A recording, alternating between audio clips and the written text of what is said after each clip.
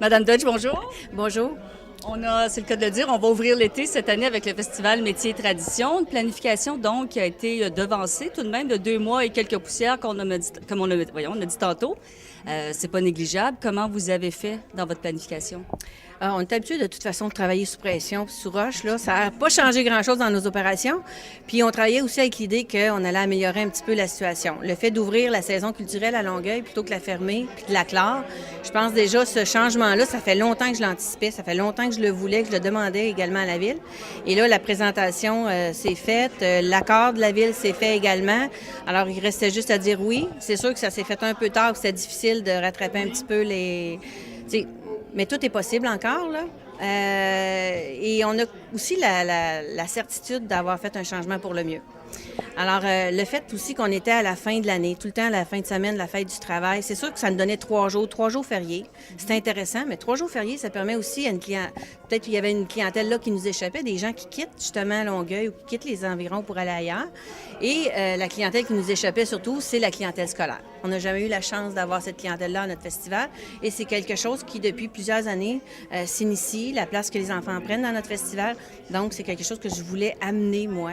On parle tout le temps de la passation des savoir-faire. Bien, ça se fait à un jeune public, ça se fait aux enfants. Donc, cette clientèle-là était primordiale pour nous. Alors, le vendredi leur est totalement dédié cette année. C'est une première, évidemment, d'avoir les enfants en priorité pour une journée complète. À ce moment-là, on va tout de suite passer à M. Girard. Hugo Girard, qui est le nouveau porte-parole pour l'édition 2013. Hugo Girard, et on le voit bien, est l'homme fort de la situation, mais aussi papa. Et le festival tombe en plus avec bonheur au même moment que la Fête des Pères. Pour vous, M. Girard, qu'est-ce que ça représente, tout l'événement, le fait que c'était au moment de la Fête des Pères? Écoutez, pour moi, ce qui est important, c'est que les enfants vivent une expérience qui va être enrichissante. Ça va être enrichissant sur le plan culturel, sur le plan personnel, parce qu'ils vont apprendre des choses qu'ils ne sont pas en contact avec la tradition, puis comment les choses étaient faites auparavant. Donc, on voit le produit final, on l'utilise, mais on ne sait pas d'où ça vient, puis on ne sait pas d'où ça vient vraiment au niveau des origines. Donc, les jeunes vont pouvoir voir vraiment des artisans qui font des choses de leurs mains avec des talents manuels qui sortent de l'ordinaire. Puis, je pense qu'ils vont être vraiment fascinés de voir tout ça. Ainsi que de faire en sorte qu'on va vivre à une autre époque durant un week-end. Il y a beaucoup d'activités qui vont être dédiées aux enfants. Donc, on va pouvoir dire qu'effectivement, ils vont être les petits princes durant cette semaine-là. En étant papa, oui, c'est le fun que ce soit la fête des pères, mais je pense que c'est vraiment le concept familial, le concept au niveau des enfants, où ils ont vraiment leur place. Et par la suite, bien, tout le monde y retrouve leur compte parce qu'on a un paquet d'activités qui vont toucher à la population en général. Donc, ça nous permet de vivre quelque chose qu'on ne retrouve pas ailleurs. Ça nous permet de voir des talents et de découvrir des choses, encore une fois, qu'on n'aura pas la chance de découvrir ailleurs, à moins de se rendre vraiment chez des artisans directement. Et là, c'est au cœur de Longueuil. Donc, écoutez, je pense qu'on a une population environnante qui est très grande. Donc, en espérant que les gens vont vraiment s'impliquer. Et les familles, il y a beaucoup de place pour eux, puis qui vont venir. Puis écoutez, je pense que ça fait la joie des enfants, ça va faire la joie des papas et ça va faire la joie des mamans aussi.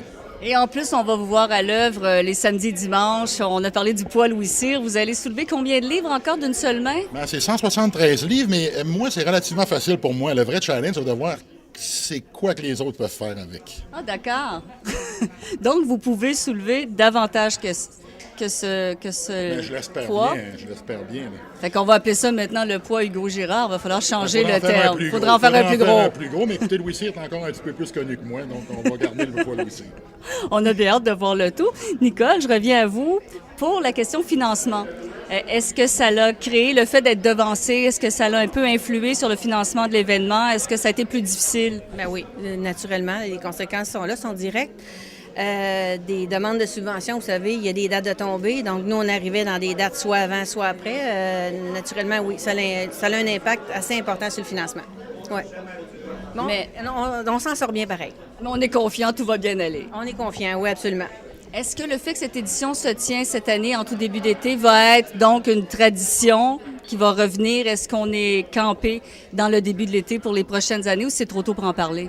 C'est pas un projet pilote qu'on fait, là. C'est vraiment un changement de date, un virage qui est en... Pour les prochaines éditions, là, c'est placé. Oui, pour les prochaines éditions, c'est placé. L'année prochaine, on revient à la même période de l'année. Donc, ça va toujours tomber à peu près une semaine avant la fête nationale. Alors, c'est un rendez-vous. Merci à vous deux. Bon festival. Si vous comprenez pourquoi j'ai choisi Hugo Girard comme porte-parole. Comme on dit qu'à voir, on voit bien. Merci. Merci. Bienvenue.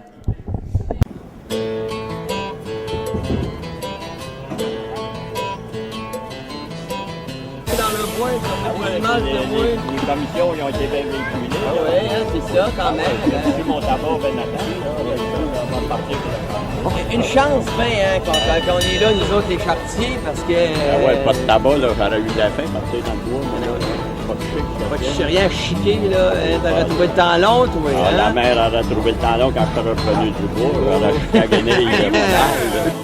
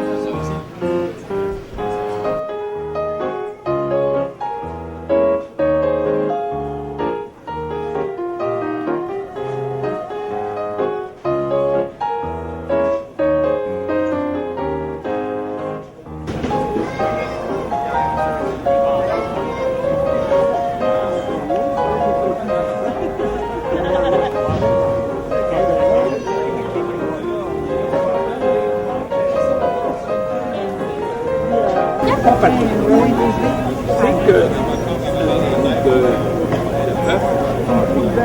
les flancs est de même, et le dos, les flancs des flancs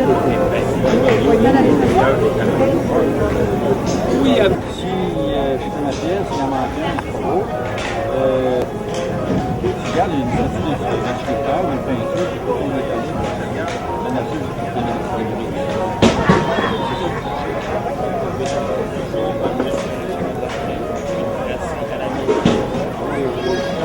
comme tu vois ici,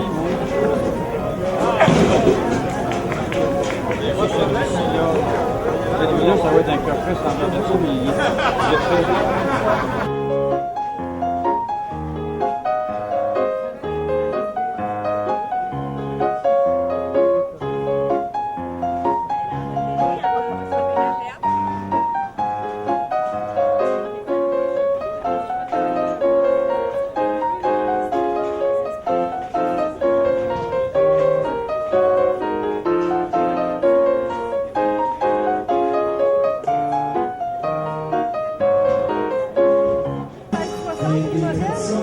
Ça va jusque dans les années de 1660, jusque dans les années, comme ça ici, ça s'est porté jusque dans les années 50. Ça s'est pogné jusque dans les années 50. Je me rappelle quand j'étais jeune, dans les années 60, vous avez des affaires qui tombent. Au look!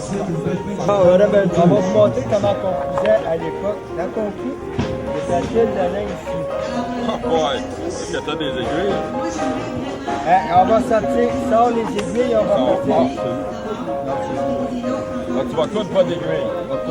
Là, on va passer pour un épais. Là, si on regarde ici, là, notre fil, là, tu vois, ça se casse de même.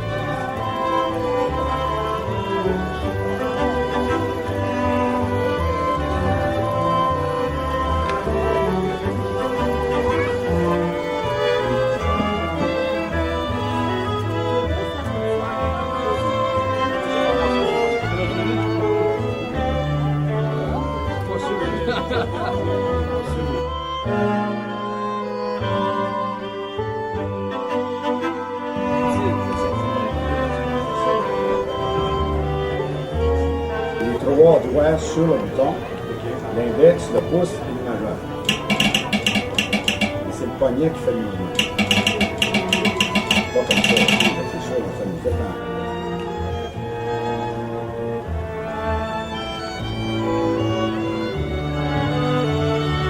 Le métal que j'utilise, c'est l'étain. Un métal assez tendre, blanc et qui font environ 240-250 degrés Celsius.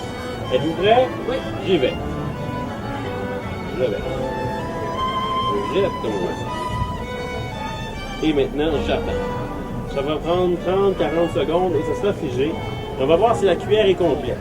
La cuillère, c'est un objet simple, c'est pas dire qu'il est facile à réaliser parce que c'est une forme allongée.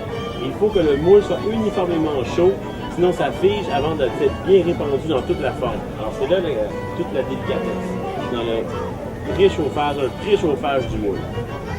Et ça commence à figer tranquillement, ça s'en vient.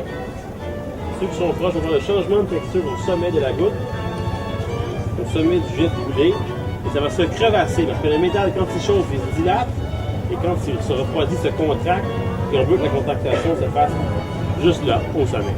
Et voilà, c'est fait. Ça semble un peu givré, mais ce n'est pas givré. Ne touchez pas. Je vous en prie. Oh! Là, c'est un petit peu moins. Il y a le petit trou d'épingle qui pourrait se reprendre à la soudure à l'atelier.